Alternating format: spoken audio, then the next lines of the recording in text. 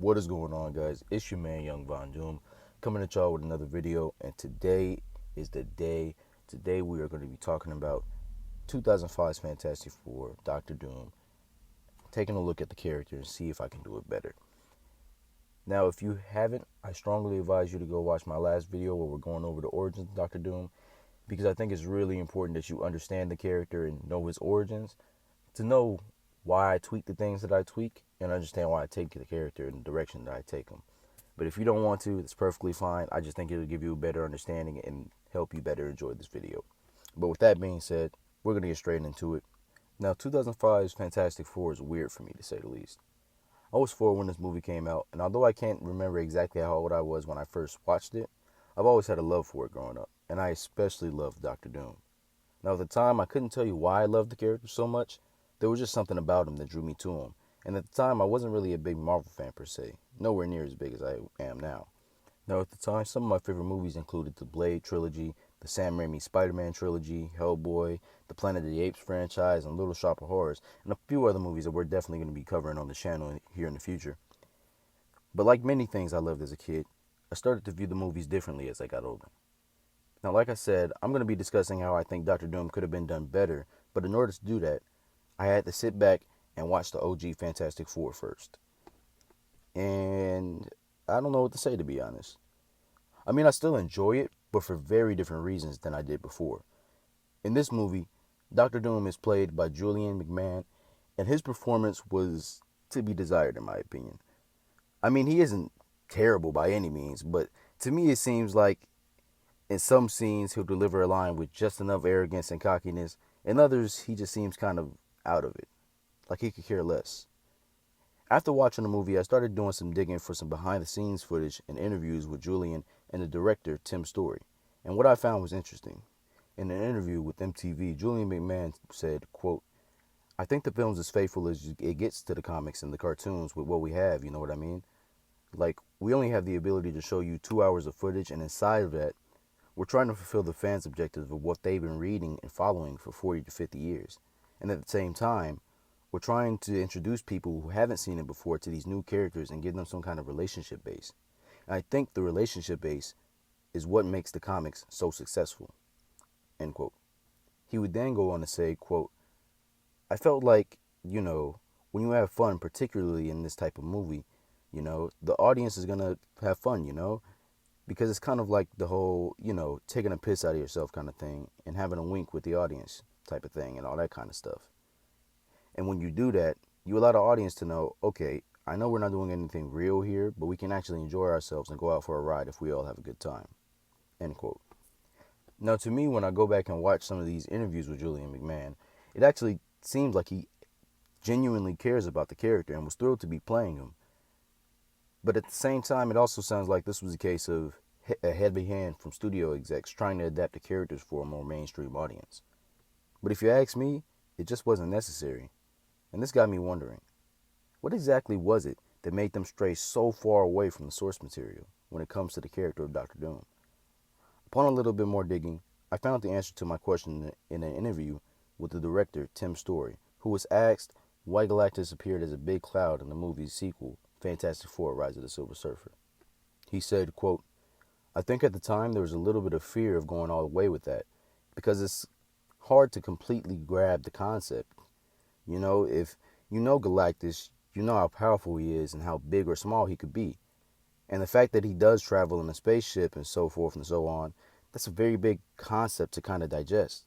And I think at the time we made the movie, I think the studio also had a little fear of what that was going to be." End quote. I think it's this same fear to go all the way that kept Dr. Doom that we ended up with on screen from reaching his full potential, hurting the character in the long run. For example, all of his lines scream Dr. Doom, and I feel like he's definitely written like a ruler of a foreign country. But therein lies the problem. You can't write him as a ruler of a foreign country, but strip away the fact that he actually is the ruler of a foreign country. It just doesn't make sense. But with that being said, let's focus on the 4 aspects of Dr. Doom I think the movie got wrong. Starting with number 1, relationships. As far as relationships go, I think the movie focuses a little too much on Susan and Reed's relationship with each other. More specifically, This movie decided to go with a love triangle plot device that just doesn't really need to be there. In fact, I think the only reason that it is there is to add another motivation for Victor. Otherwise, his motivations become more or less gaining power for the sake of gaining power, which I shouldn't have to tell you why that is a terrible way to write a character, especially a villain. But we'll get into that in a bit. The relationship between Sue, Victor, and Reed feels kind of childish and petty, which is maybe what they were going for, but regardless, it just doesn't work for me. It always seems forced. And now we're going to go to number 2, motivations. Like I said earlier, if you strip away the love triangle aspect from the movie, Victor's main motives become power for the sake of power.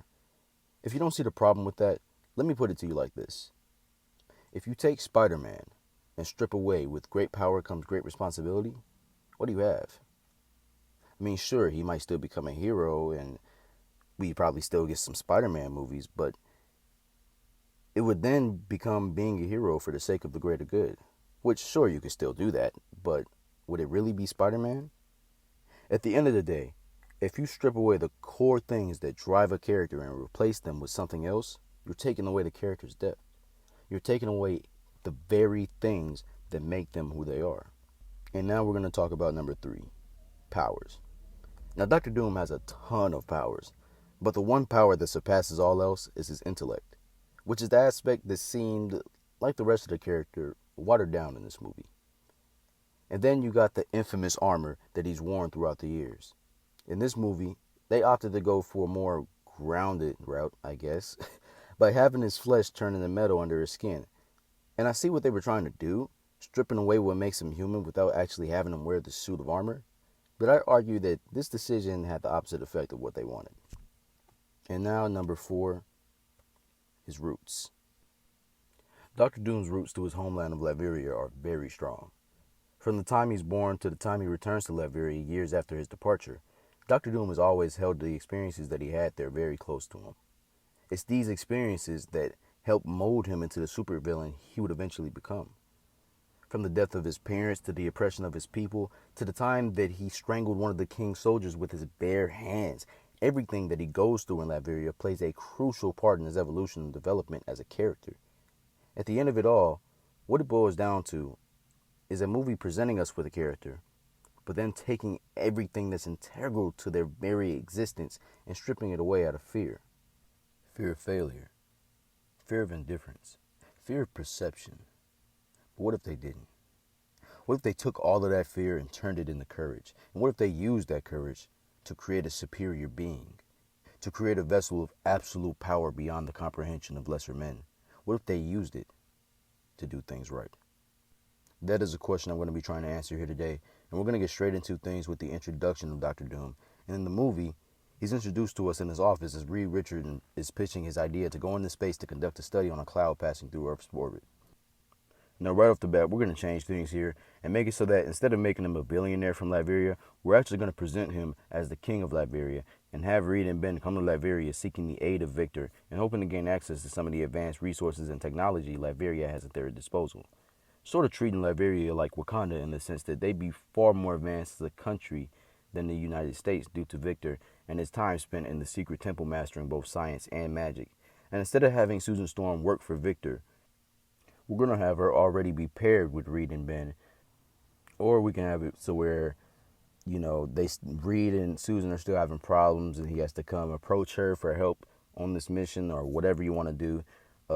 But the main thing is here just to get her away from Victor and kind of have him on, doing his own thing. Now, during this encounter is where I'd establish a few things. For one, I'd established that ever since they were in college, Victor and Reed were always viewed as the smartest men on the entire planet.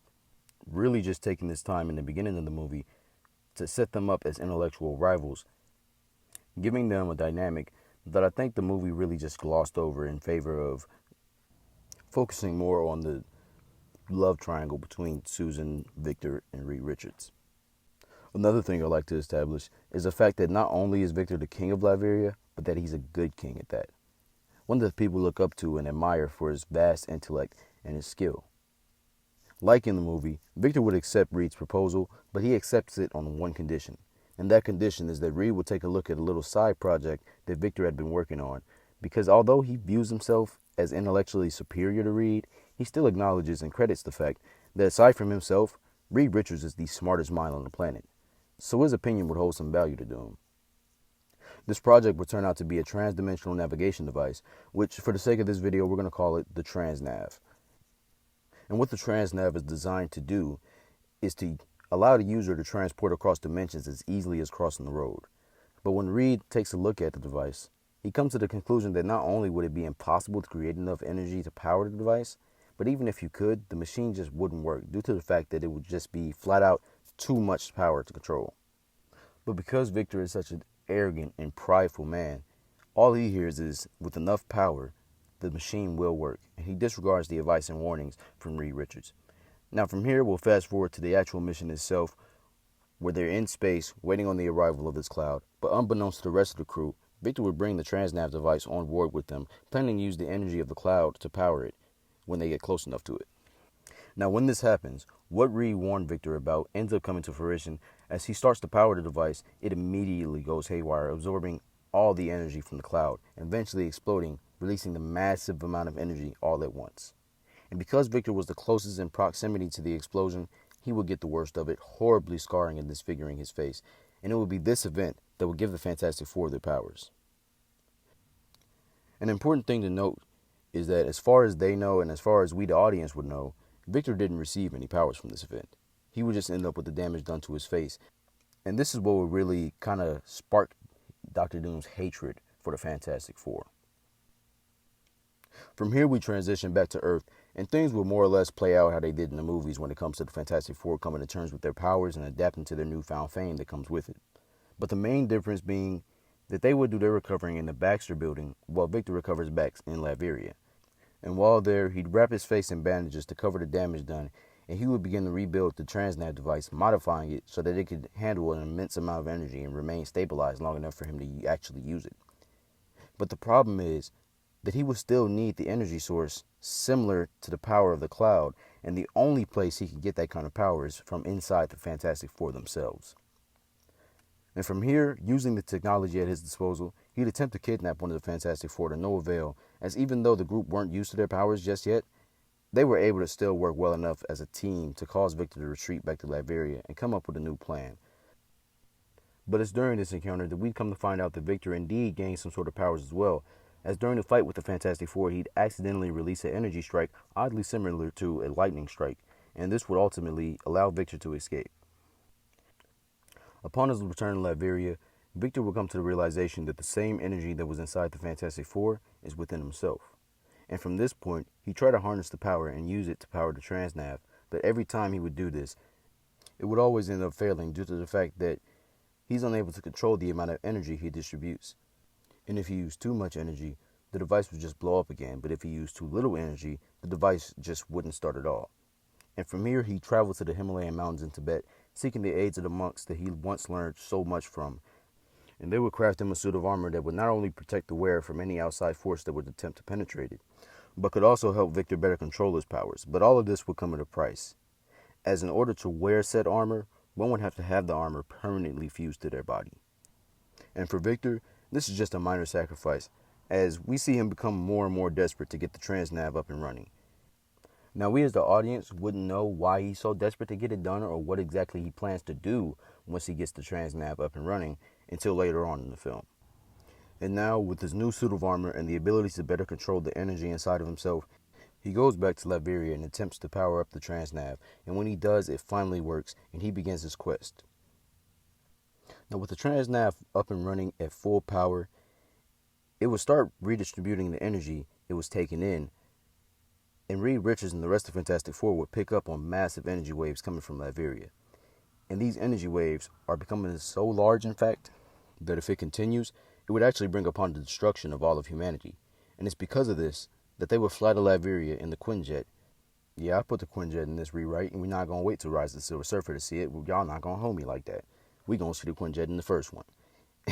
And what would end up happening is that when they get to the Castle of Doom, they would have to fight a wave of Doombots. Now, if you don't know what Doombots are, I'll break it down real quick. Doombots are pretty much stand-ins for Dr. Doom. So say he needs to go to the United States to fight the Fantastic Four. He needs to go fight, you know, any of the superheroes. He wouldn't actually go himself. He would send one of the Doombots, and these Doombots look exactly like him, act exactly like him, and they actually have the memories that he has. So it's pretty much like it's like you're actually fighting Doctor Doom without actually fighting Doctor Doom. But the Doombots that we would see in the film would only be prototypes. After this, the team will come face to face with Victor, who with one hand will try to fend off the Fantastic Four, and with the other he will continue to power the Transnav. But eventually the team overpowers him, but before the Fantastic Four can actually get to Victor, he comes to terms with the situation and decides to overload the Transnav with energy, blowing it up in an attempt to kill the Fantastic Four. But Susan would use her force field to protect them. Now, the massive explosion would level the castle and would do a lot of damage to the surrounding towns and cities. And after the dust settles, the Fantastic Four would look around at the damage done to the area, and we see a certain level of remorse from them. Like, man, did we really just cause all of this? Even though it's really Victor's doing, they can't help but feel somewhat responsible. But before they could better assess the situation, from the ashes rises Dr. Doom, and the five of them would engage in the final battle of the film. But before they do that, we get a short little monologue from Dr. Doom where he go on to explain that the reason he built the Transnav was to locate his mother who went missing when he was 4 years old. And that in the moments before he blew up the Transnav, he did find her, but her soul was being held captive by a powerful demon named Mephisto, and that in order to free his mother, he must defeat the demon. But Doom knows that he is nowhere near powerful enough to do that. And he would then tell them that the power that he requires resides inside the Fantastic Four, and that he plans to siphon the power, and after he frees his mother, he would use the power to expand beyond ruling Latveria and rule the entire world. The final battle would commence, and the Fantastic Four would come out on top. Victor would be taken away by the government, and they tried to contain him, but of course this would fail, and Doom would go into hiding, planning his next move. Over time, the Fantastic Four would help rebuild Latveria and try to make amends for the damage done there. And this would sort of shift the perspective of people of Latveria, sparking a lot of resentment towards their supposed king, who left them high and dry. Although there would still be a lot of people in Latveria that would continue to support Victor in spite of these events that took place. Welcome back to the Baxter, Dr. Richards. I've got the usual for you. Good to have you back, sir. Thanks, Billy. We had a tough year. Yeah, like 9 straight.